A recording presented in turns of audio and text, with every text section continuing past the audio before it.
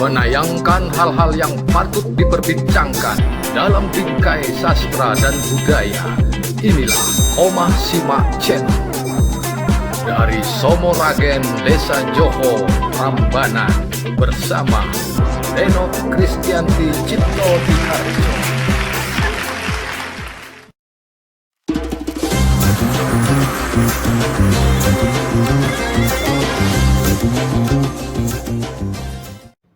Hai teman-teman, kita berjumpa kembali di Omah Simak Channel untuk membicarakan apa dan siapa yang layak kita perbincangkan. Sebelumnya saya mohon maaf sebab dalam beberapa minggu tidak mengunggah konten pembicaraan tentang sastra. Ceritanya teman-teman, tubuh saya sedang minta istirahat karena gula darah naik puncak gunung. Nah, untuk mengisi kekosongan itu, Omah Simak Channel mengunggah episode sastrawan kita dalam 3 fakta.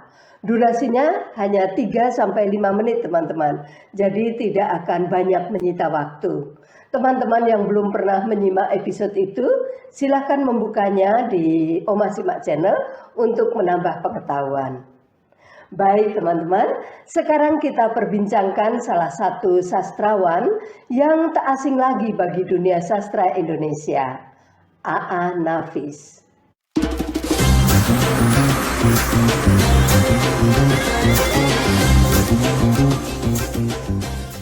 A.A. Nafis, nama lengkapnya Ali Akbar Nafis, lahir 17 November 1924 di Kampung Jawa, Padang Panjang, Sumatera Barat. Ia menikah dengan Aksari Yasin dan mereka dikaruniai 7 orang anak. Teman-teman, karya A.A. Nafis banyak dan beragam. Ia menulis karya sastra maupun non-sastra. Karya sastranya berbentuk cerpen, dibukukan dengan judul Robohnya Suro Kami, Biang Lala, Hujan Panas dan Kabut Musim, Jodoh, Bertanya Kerbo pada Pedati, dan Kabut Negeri Sidali. Sedangkan novelnya antara lain Kemarau, Saraswati si Gadis Dalam Sunyi, dan Gerhana. Ia juga menulis puisi teman-teman, dan buku kumpulan puisinya diberi judul Dermaga 4 Sekoci dan Dermaga 5 Sekoci. Ia juga menulis kumpulan cerita rakyat berjudul Cerita Rakyat dari Sumatera Barat.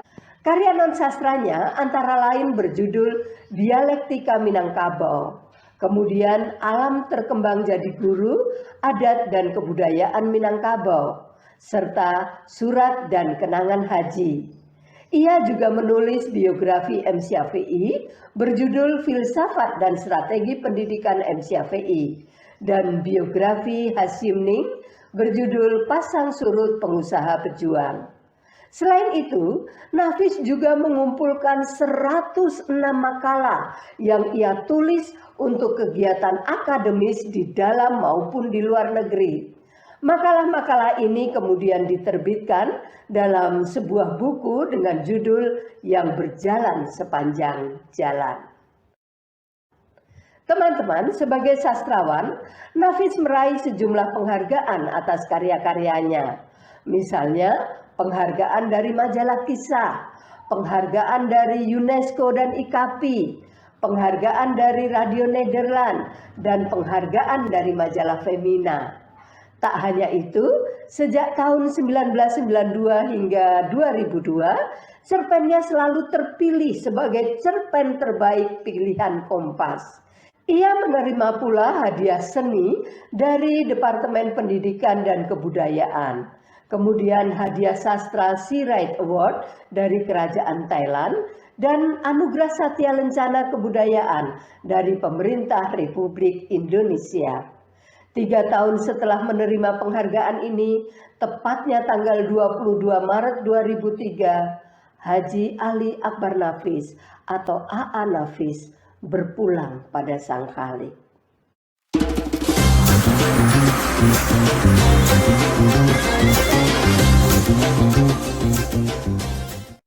Teman-teman, dalam pergaulan di dunia sastra, Nafis diberi julukan pencemooh nomor wahid dan sastrawan satir paling ulung. Gelar sebagai pencemooh dan tukang satir berkaitan dengan gaya penulisannya yang penuh sindiran pada sifat-sifat manusia. Misalnya dalam cerpen Robohnya Surau Kami, Nafis mengejutkan pembaca dengan sindiran amat tajam terhadap pelaksanaan kehidupan beragama. Demikian juga pada novelnya yang berjudul Kemarau, Nafis menggambarkan bagaimana konyolnya perilaku manusia dalam menghadapi cobaan dari Tuhan. Dalam hampir seluruh karya sastranya, ia melontarkan berbagai cemoohan dan bersikap sangat kritis terhadap berbagai hal. Misalnya saja, ia bersikap kritis terhadap tradisi, tahyul, kedudukan perempuan, sikap ABS asal bapak senang, hedonisme, keserakahan, kekejaman, dan sebagainya.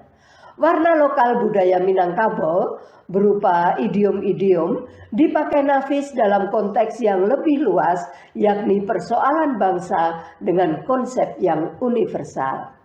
Teman-teman, dari sekian karya sastra yang ditulis oleh A.A. Nafis yang semuanya sangat bagus, kita akan membicarakan salah satunya yang paling terkenal, yaitu cerpen Robohnya Surau Kami. Cerpen ini berkisah tentang tokoh kakek, seorang garin atau penjaga surau yang bunuh diri. Kenapa orang sebaik kakek yang setiap hari kerjanya menjaga surau dan mengasahkan pisau orang-orang yang meminta bantuannya, ternyata mengakhiri hidup dengan cara tragis dan bahkan melanggar ajaran agama? Ternyata ini dilakukan akibat ia tersindir oleh cerita Ajo Sidi, tokoh pembual yang bercerita tentang almarhum Haji Saleh.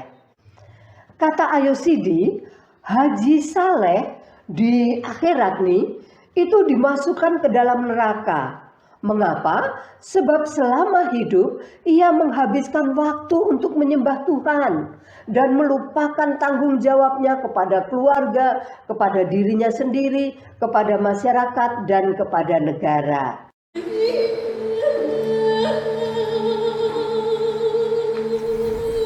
Apa kerjamu di dunia?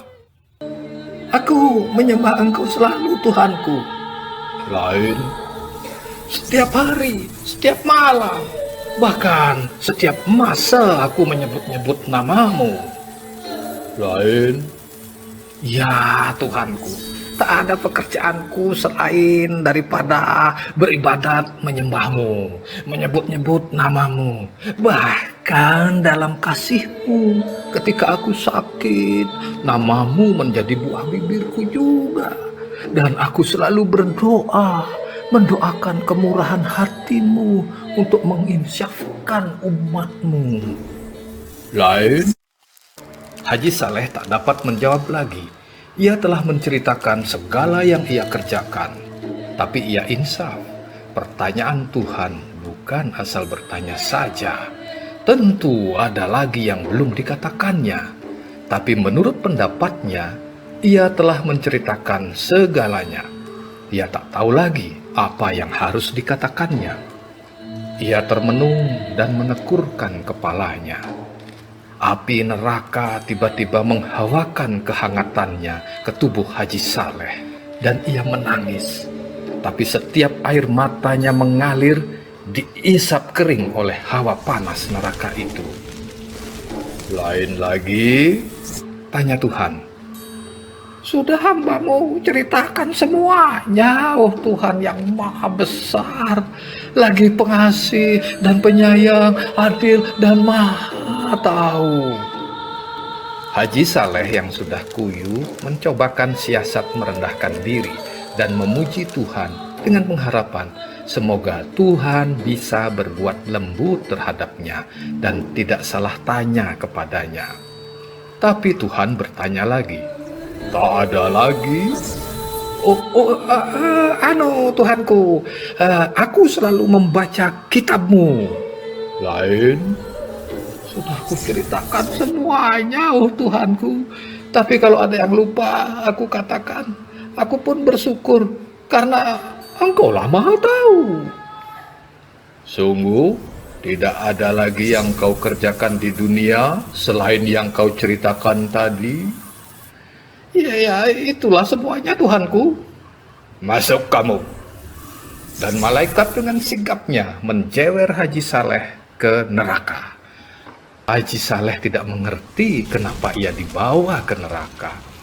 Ia tak mengerti apa yang dikehendaki Tuhan daripadanya. Dan ia percaya Tuhan tidak silap.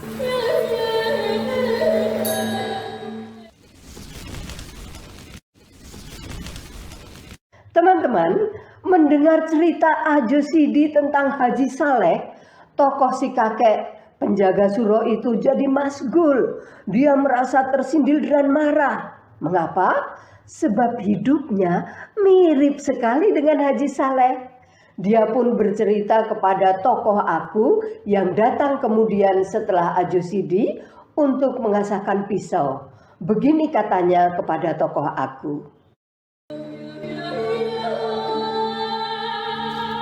Sedari muda aku di sini, bukan?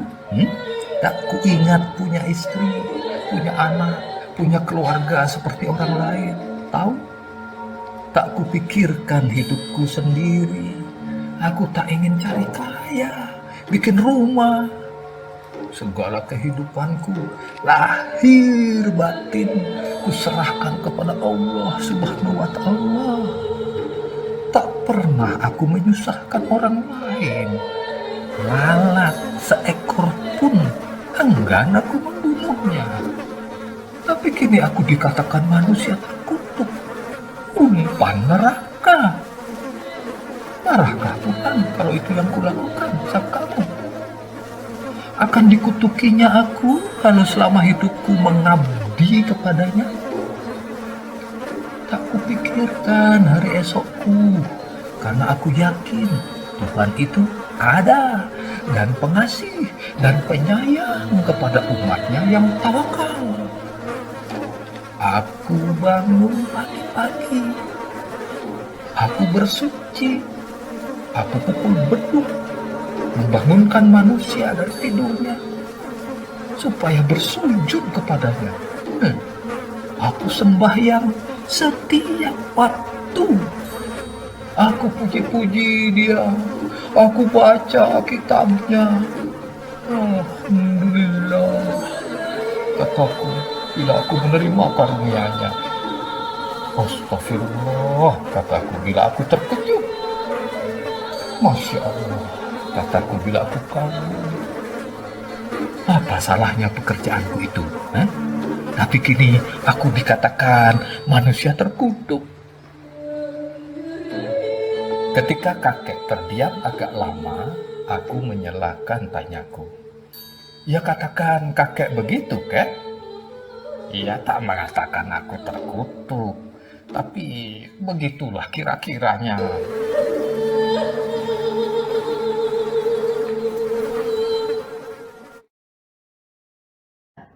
Teman-teman, lewat cerpen ini A.A. Nafis ingin menyampaikan bahwa ibadah yang sejati bukan sekadar memuji-muji kebesarannya, membaca kitabnya, atau berkali-kali naik haji.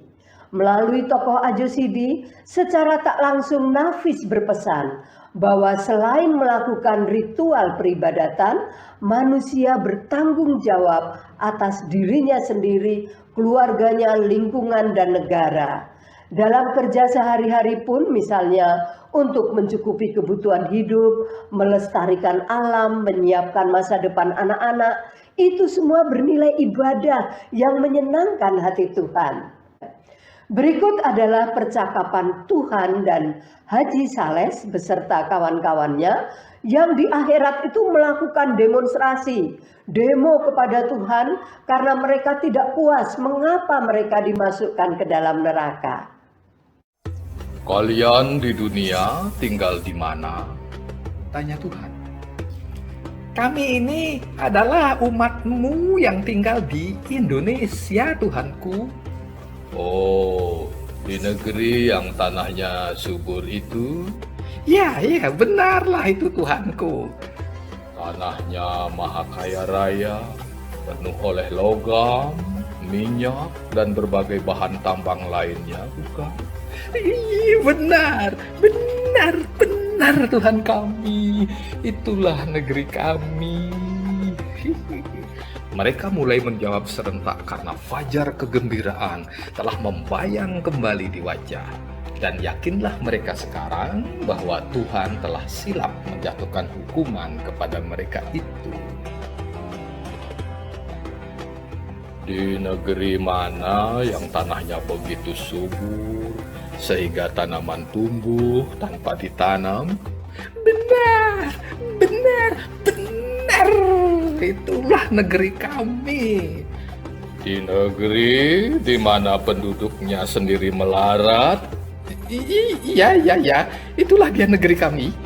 Negeri yang lama diperbudak negeri lain? Iya Tuhanku, sungguh laknat penjajah itu, Tuhanku. Dan hasil tanahmu, mereka yang mengeruknya dan diangkut ke negerinya, bukan? Benar Tuhanku, hingga kami tak mendapat apa-apa lagi. Sungguh laknat mereka itu.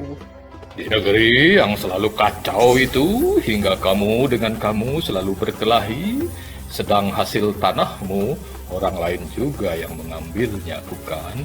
Benar Tuhanku, tapi bagi kami soal harta benda itu kami tak mau tahu. Yang penting bagi kami ialah menyembah dan memuji Engkau. Engkau rela tetap melarat, bukan? Benar, kami rela sekali Tuhanku. Karena kerelaanmu itu, anak cucumu tetap juga melarat, bukan? Sungguh pun anak cucu kami itu melarat, tapi mereka semua pintar mengaji. Kitabmu mereka hafal di luar kepala. Tapi seperti kamu juga, apa yang disebutnya tidak dimasukkan ke hatinya, bukan? Ada Tuhanku. Kalau ada, kenapa engkau biarkan dirimu melarat? Hingga anak cucumu teraniaya semua. Sedang harta bendamu kau biarkan orang lain mengambilnya untuk anak cucu mereka. Dan engkau lebih suka berkelahi antara kamu sendiri, saling menipu, saling memeras. Aku beri kau negeri yang kaya raya, tapi kau malas. Kau lebih suka beribadat saja, karena beribadat tidak mengeluarkan peluh, tidak membanting tulang.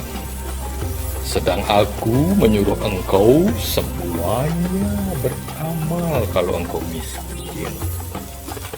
Engkau kira aku ini suka pujian, mabuk disembah saja? Tidak. Kamu semua mesti masuk neraka.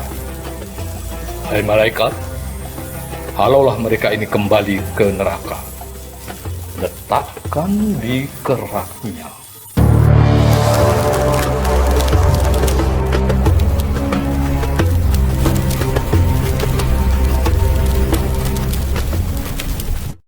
Teman-teman, dengan gaya satir, A.A. Nafis sukses menyampaikan pandangan-pandangannya melalui tokoh Ajo Sidi, bahwa dalam beribadat, manusia tidak boleh berhenti pada melaksanakan ritual keagamaan saja, namun harus melengkapinya dengan kerja dan menjalankan tanggung jawab kemanusiaan, baik sebagai pribadi, sebagai warga masyarakat, maupun sebagai warga negara. Uniknya teman-teman, dalam cerpen ini Nafis menokohkan Ajo Sidi seolah sebagai antagonis, padahal tokoh ini adalah penyampai pesan kebenaran. Banyak pembaca bahkan peneliti sastra berpendapat bahwa Ajo Sidi adalah tokoh antagonis, sementara kakek penjaga Suro sebagai protagonis. Disinilah sebetulnya teman-teman kepintaran A.A. Nafis mengecoh pembaca dengan memberikan julukan negatif pada Ajo Sidi sebagai pembual dan menampilkan tokoh aku yang juga berpikir negatif tentang Ajo Sidi, maka pembaca bisa jadi juga merasa bahwa Ajo Sidi ini sangat jahat. Nah, jika kurang teliti, bisa jadi kita masuk perangkap penulis yang dijuluki sang pencemooh ini. Sehingga pemahaman kita tentang makna robohnya surau kami akan saling kontradiktif. Di satu sisi, kita menempatkan Ajo Sidi sebagai antagonis, tapi di sisi lain, kita mau tak mau mengakui bahwa Ajo Sidi adalah pembawa pesan kebenaran. Di satu sisi, kita menganggap tokoh kakek sebagai protagonis, tapi di sisi lain, kita sadar bahwa ucapan dan tindakan kakek melawan kebenaran. Ya, memang perlu ketelitian dan logika dalam memahami dan menganalisis cerpen ini.